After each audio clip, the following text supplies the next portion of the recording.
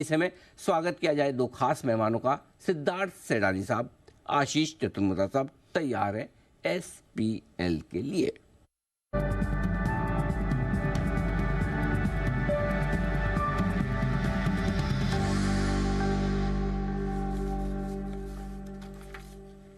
आज बढ़ते आगे और सिद्धार्थ सेडानी साहब हैं हमारे साथ तैयार, और सिद्धार्थ जी भी लॉन्ग टर्म पिक हमें देंगे।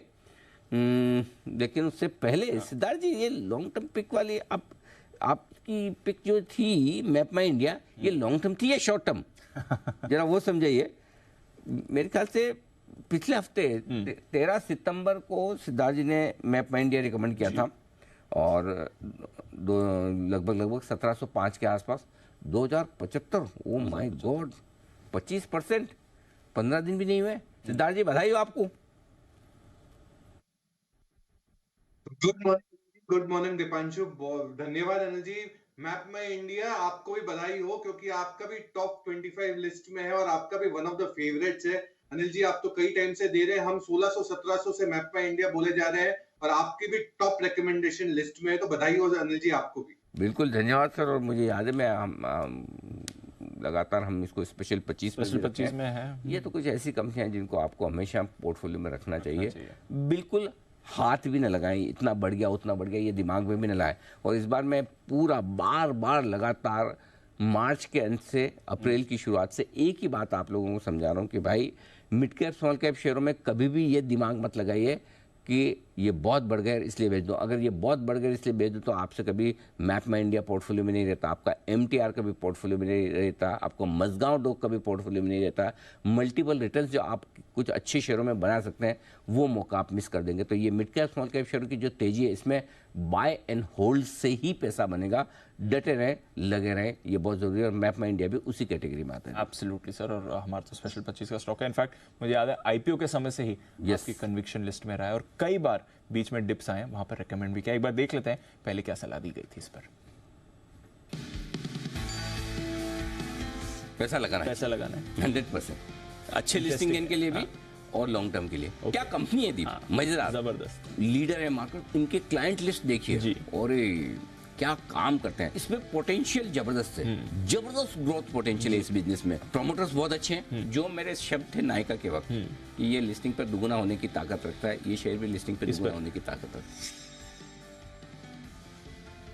I am in love with this company. मतलब ये क्या पोटेंशियल है, क्या विजन है। मतलब ऐसी कंपनियां हिंदुस्तान में होनी चाहिए। और ये कंपनी ऐसी है जो छोटे पैमाने पर बड़ी ग्रोथ दिखा सकती है। टेक्नोलॉजी का ज़माना है, और आगे फ्यूचर में अगर आप टेक्नोलॉजी के लिहाज से फोकस कर रहे हैं तो मैप माई इंडिया यानी कि सी इन्फो सिस्टम आपके पोर्टफोलियो में होना चाहिए। मल्टीपल जगहों पर IPO के टाइम से याद है मुझे, ये कंपनी पसंद है, इसमें पैसा लगाइए, और वहां से हर लेवल पर आपने कहा है कि यहाँ पर पैसा। और दीप, अभी भी बिल्कुल बेचने का मन न बना। कुछ स्टॉक्स को मैं बार एक ही चीज कहता हूँ कि अलग फॉर्मूला रखें। जहां आपको लगता है कि प्राइस बहुत जल्दी और ज्यादा बढ़ गई, वहां देख लें कंपनी के पोटेंशियल को और समय के हिसाब से होल्ड करें। और जहां लगता है कि कंपनी अच्छी है, सब कुछ बढ़िया है, लेकिन शेयर नहीं चल रहा है, तो कोई दिक्कत नहीं है।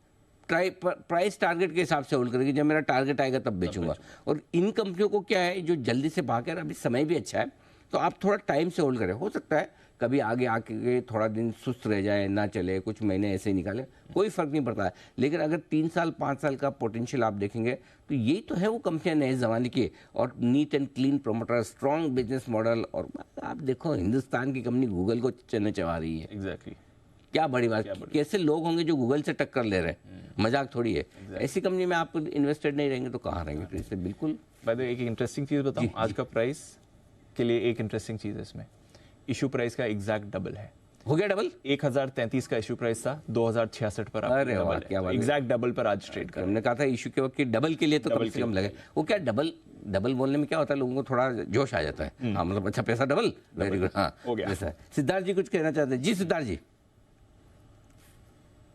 अनिल जी, इंडिया को अगर कोई सबसे बेहतरीन समझता हो इंडिया के रोड्स को, तो वो है मैप माई इंडिया। 98%, 98% इंडिया के गांव शहर सब रोड्स के मैप माई इंडिया के पास है। और आज हम जो उबर ओला यूज करते हैं, इसके जो मैप्स है वो भी मैप माई इंडिया देता है। तो आपने एकदम सटीक कहा जो गूगल को टक्कर देती है कंपनी, ऐसी है मैपमा इंडिया।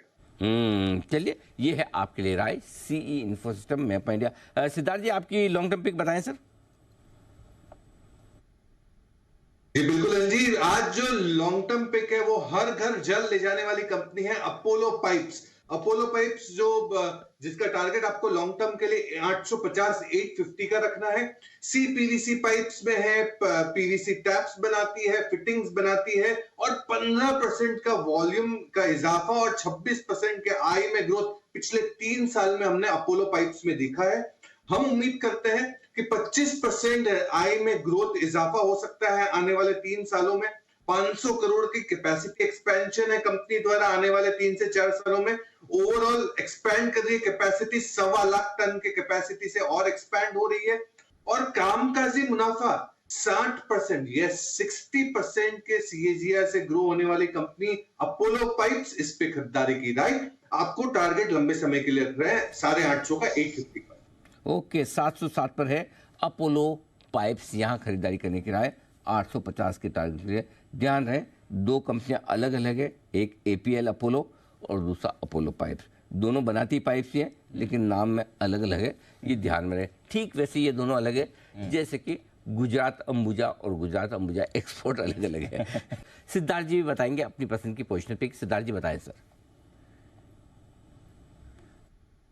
जी मैं भी के लेटर को ही फॉलो करूंगा, बट इंडस्ट्री अलग होगी, सेक्टर अलग होगा और वो उगता सूरज सेक्टर है और वो है EMS industry, electronic manufacturing industry. और के को ही फॉलो करते हुए ये स्टॉक होगा केन्स टेक्नोलॉजी। केन्स टेक्नोलॉजी पे खरीदारी की राय। टारगेट आपको रखना है 2400 रुपए का, 2400 का Kaynes technology. Leading electronic back end player है, ऑटोमोबाइल, इंडस्ट्रियल, डिफेंस और भी बहुत सारे सेगमेंट्स को केटर करती है। पीसीबी प्रिंटेड सर्किट बोर्ड्स बनाती है। Short smart metering, street smart lighting में भी उनका योगदान रहता है। ऑटोमोबाइल में भी जो डीआरएल होता है उसका भी पीसीबी बनाती है। तो केन्स टेक्नोलॉजी बहुत ही बेहतरीन कंपनी है। 350 कस्टमर्स है इनके। ऑर्डर बुक 350-400 करोड़ से जंप होके FY24 में 3000 करोड़ की उम्मीद है। रेवेन्यू यानी आय की जो गाइडेंस है वो 1700 करोड़ की है, क्योंकि स्ट्रॉन्ग ऑर्डर बुक है इनके पीछे। और मुनाफा आने वाले समय में 2 से 3 सालों में 60%, 60% के सीएजीआर से ग्रो हो सकती है।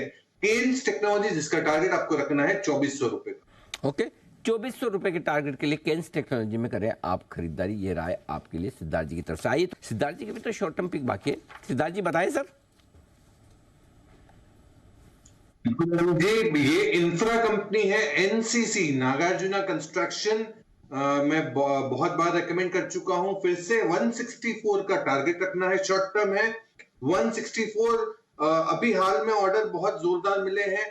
Q1 में तो 8000 करोड़ के मिले हैं, जो पहले टोटल ऑर्डर बुक जो करीबन 54-55,000 करोड़ के हुआ करते थे वो ऑल टाइम हाई पे आ गए हैं। 67,000 करोड़ के ऑर्डर बुक है। जीएमएलआर जो मुंबई है, मुंबई का भी ऑर्डर 3200 करोड़ का मिला है। और आय में इस साल FY24 में 30% का ग्रोथ आप उम्मीद लगा सकते हैं 164 के टारगेट के लिए। एनसीसी इस पर भी आपको करके चलनी है खरीदारी, ये आपके लिए एक्शन में काउंटर आ सकता है। तो कुछ बढ़िया कैश कॉल्स आपके लिए आ रही हैं। एनसीसी सिद्धार्थ जी का पुराना पसंदीदा स्टॉक है, एक बार फिर से उनकी रिकमेंडेशन लिस्ट पर है। सिद्धार्थ जी, इस शॉर्ट टर्म में इतना छोटा टारगेट देने थोड़ा बढ़ा सकते हैं आप चाहे तो, ऐसा शर्माइए मत। टेक्निकल टारगेट है। हाँ, बहुत ही 5 रुपए का टारगेट तो थोड़ा मतलब कुछ है, बहुत ही ज्यादा छोटा नहीं हो गया। अनिल जी अभी तो फास्ट का जमाना है और टारगेट भी जरूर बढ़ाएंगे। एनसीसी को लॉन्ग टर्म में भी लेके आएंगे। एक बार टारगेट बढ़ाएंगे तो लॉन्ग टर्म में फिट कर देंगे। ना, मैं लॉन्ग टर्म में लाने की नहीं बोल रहा हूँ, शॉर्ट टर्म का टारगेट बढ़ाइए। शॉर्ट टर्म का 159 से 164 थोड़ा सा छोटा लग रहा था, मैंने कहा पूछ लूँ थोड़ा लंबा कर सकते हैं। If you can do it, other no problem. आइए, आप सभी से विदा लेने का वक्त है। कुणाल जी और सुमित जी, हिमांशु जी, सिद्धार्थ सेडानी साहब और उसके अलावा आशीष चतुर्मता साहब और बाकी हमारे सारे एक्सपर्ट्स का बहुत बहुत धन्यवाद करना चाहेंगे। आज के शो में हमारा साथ देने के लिए आप सबका बहुत बहुत शुक्रिया। मैं और दीप आपसे इजाज़त लेंगे, लेकिन उससे पहले एक और ख़ास दिन है आज का, और अमर शहीद भगत सिंह की आज है जयंती। 28 सितंबर 1907 में इस दिन ही शहीद भगत सिंह का जन्म हुआ था और वो भारत के वीर सपूत माने जाते हैं। इंकलाब जिंदाबाद का नारा शहीद भगत सिंह ने ही दिया था और उनकी एक मतलब जो बड़ी इंस्पायर करने वाली ज़िंदगी रही है देश के युवाओं को। तो आज उनकी जयंती है, उनको हमारे श्रद्धा सुमन और देश के प्रति और शहीद भगत सिंह के प्रति सम्मान के साथ करेंगे हम शो का समापन। आइए, जय हिंद।